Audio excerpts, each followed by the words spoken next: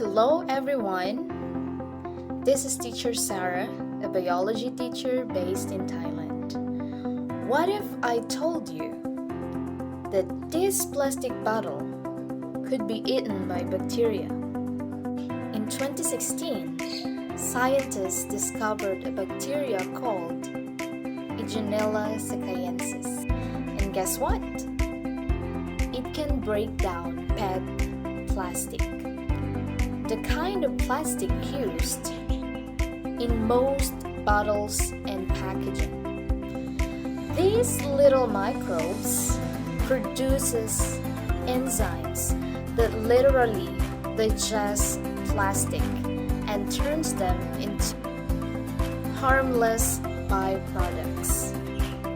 It means that they poop out eco-friendly leftovers. Wow! How amazing these microbes are. But it's not a total solution yet. But imagine landfills shrinking, oceans clearing up, and that's all thanks to bacteria. Now I have a question.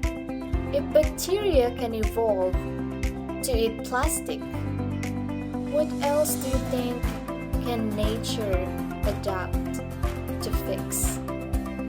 Let me know your ideas in the comment section below. Thank you so much for watching.